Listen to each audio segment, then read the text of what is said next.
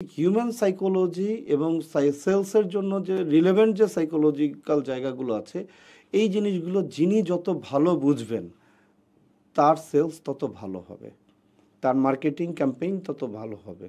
এই যে সাইকোলজিক্যাল জায়গাটা আমরা আমাদের টার্গেট অডিয়েন্সের কনজিউমারের সাইকোলজিক্যাল জায়গাটা ধরতে পারছি না, বুঝতে পারছি না বলেই বুঝতে পারছি না যে এই কন্টেন্টটায় কেন ভালো সেল আসছে না, এই কন্টেন্টটা দিয়ে কেন ভালো সেল আসছে। অতএব কন্টেন্ট বলেন, এইখানে হচ্ছে যে সাইকোলজিক্যাল ইস্যুগুলো না বুঝলে কন্টেন্ট দিয়ে আসলে আর যাই হোক সেল হবে না। আপনার সেলস ফানেল বলেন, সেলস ফানেল মানে এই না যে অ্যাওয়ারনেস, এঙ্গেজমেন্ট, তারপর গিয়ে কনভার্সন। তো ধরেন দুনিয়ার কোনো মার্কেটে কি এমন ঘটনা ঘটে উনি অ্যাওয়ারনেস, এঙ্গেজমেন্ট এগুলো শেষ করে সেলসে যখন যাবে তখনই আমি সাবান কিনে হচ্ছে যে গোসল করব, টয়লেট করে হাত ধোবো, তার আগ পর্যন্ত আমি গোসলও করবো না, টয়লেট করে হাতও ধোবো না। বিষয়টা তো কোনোভাবেই এরকম না। বিষয়টা হচ্ছে যে এইটা হচ্ছে যে এইরকম একটা ভি শেপের স্টেজ বাই স্টেজ ওয়ার্ক না, এইটা একটা ও শেপের ইকোসিস্টেম। একটা মার্কেটে একই সাথে হচ্ছে যে আপনার অ্যাওয়ারনেস চলতে হবে, এঙ্গেজমেন্ট চলতে হবে, কনভার্সনও চলতে হবে। যেইটার যে অডিয়েন্স সেই অডিয়েন্সের জন্য সেই ধরনের কন্টেন্ট, এবং যে স্টেজে আছে সে সেই স্টেজ থেকে পরের স্টেজে যাবে। যে নন অ্যাওয়ার্ড তাকে অ্যাওয়ার্ড করা, যে হচ্ছে যে নন এঙ্গেজ তাকে এঙ্গেজ করা, যে নন কনভার্টেড তাকে কনভার্ট করা। তিনটা কাজই সাইমনটেনিয়াসলি চলতে হবে। অথবা সেলস ফানেলে যদি তিনটার জায়গায় 9টা ধাপ থাকে, প্রত্যেকটা ধাপ সাইমনটেনিয়াসলি চলতে হবে, রাইট? তো এই জিনিসগুলো কখন আপনি ডিফাইন করতে পারবেন? যখন হচ্ছে কিনা আপনার সেলস ফানেলের বাহাইন্ডে আপনার কাস্টমার জার্নিটা গুছানো থাকবে, তার লাইফ সাইকেলটা গুছানো থাকবে, তার বায়ার পার্সোনা গুছানো থাকবে। এবং এই যে দেখেন কাস্টমার জার্নি বলেন, লাইফ সাইকেল বলেন, বায়ার পার্সোনা বলেন, এই প্রত্যেকটা জায়গা থেকে আসলে আমরা করিটা কি?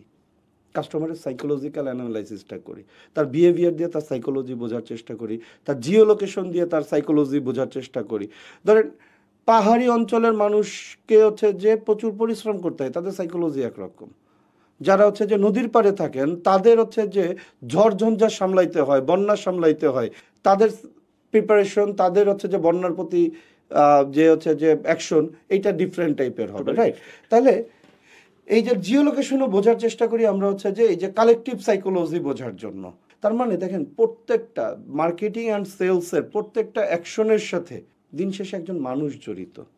আমি আমার ধরেন এই যে প্রোডাক্টটা বিক্রি করবো, এই কলমটা, সেল মি দিস পেন, খুব বিখ্যাত একটা উক্তি। তা আমি এই কলমটা যার কাছে বিক্রি করব, সেটা আমার ডিজিটাল মিডিয়াম হোক, সেটা প্রিন্ট মিডিয়া হোক, সেটা টিভি মিডিয়া হোক, whatever it would be, দিন শেষে সব কিছুর ওপারে একজন মানুষ যিনি আমার এই কলমটা অর্ডার প্লেস করবেন, একজন মানুষ যিনি আমার কলমটা কিনবেন।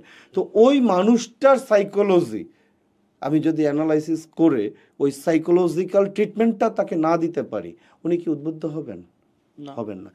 দিন শেষে মার্কেটিং বলি, সেলস বলি, it's all about human and their psychology. তো এই সাইকোলজিক্যাল জায়গাটা যার কাছে যত ক্লিয়ার থাকবে, যত ভালো মতো বোঝা থাকবে, সে তত ভালো এখানে রুল করতে পারবে, ডোমিনেট করতে পারবে। That's it.